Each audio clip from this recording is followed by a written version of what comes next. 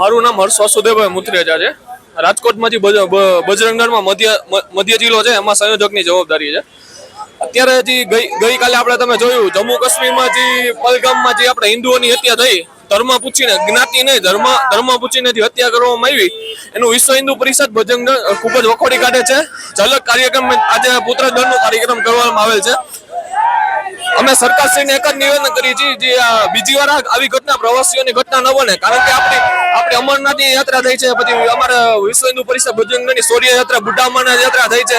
તે સમયે બીજા કોઈ પ્રવાસીઓને આવી તકલીફ ન પડે તેવી સુરક્ષા પ્રદાન કરવી જોઈએ અને પાકિસ્તાનને સખમાં સખ સજા થવી જોઈએ, કારણ કે હવે અમેરિકા અને રશિયાએ પણ આપણને સપોર્ટ જાહેર કર્યું છે, ઇઝરાયલે સપોર્ટ જાહેર કર્યું છે. તેથી પાકિસ્તાનને હું તો એમાં કહું છું, પાકિસ્તાનને નામો નિશાન મિટાવી દેવો જોઈએ. સરકાર તો પોતાની રીતે પ્રયત્ન ચાલુ છે, પણ અત્યારે હિન્દુઓ બધે પોતપોતાની જ્ઞાતિમાં બટાઈ ગયા છે. જેમ યોગીજીએ કીધું કે એક રહોગે તો સેફ રહોગે, હવે બધા હિન્દુઓ એક થવાની જરૂર છે, કારણ કે હવે બધા હિન્દુઓ રાહુલ ગાંધી જેવા નેતાએ જ્ઞાતિમાં બધાને બાંટી દીધા છે. રાહુલ ગાંધી જ્ઞાતિગત જનગણનાની વાત કરે છે, જેમ અમે વિશ્વ હિન્દુ પરિષદ બજરંગ દળ વખોડી કાઢીએ છીએ. અમે બધા હિન્દુ એક જ છીએ, અમે જ્ઞાતિમાં માનતા નથી, અમે બધા હિન્દુ એક જ છીએ.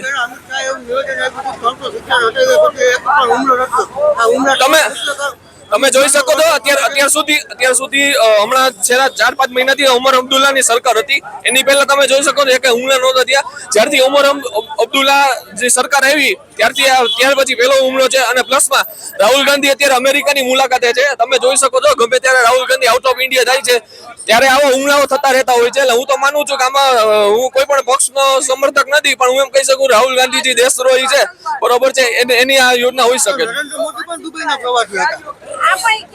નરેન્દ્ર મોદી પોતાને સરકાર તરફથી ગયા અને એ લોકોએ સરકારનું કોઈ નિવેદન નથી, પણ જયારે રાહુલ ગાંધી એવું નિવેદન આપેલું હતું કે ચૂંટણી પંચમાં વિશ્વાસ નથી ને પૈસા ખાઈને મહારાષ્ટ્રમાં ચૂંટણી, એ બધે જયારે રાહુલ ગાંધી ગમે ત્યારે જાય છે ને ત્યારે ચૂંટમાં કાંઈક ના કાંઈક ઇન્ડિયામાં બને જ છે. જયારે મોદીજી તો પ્રધાનમંત્રી તરીકે પ્રવાસે જતા હોય છે. માં motor driving, safe and sure driving. Driving એ શોખ સાથે આપની મોટી જવાબદારી પણ છે. અમારા ઇન્સ્ટ્રક્ટર દ્વારા સચોટ અને સરળ માર્ગદર્શન. આપની રોજની તાલીમની માહિતી મેળવીને શું અધુરાશ છે એના ઉપર પૂરું ફોકસ કરાય છે.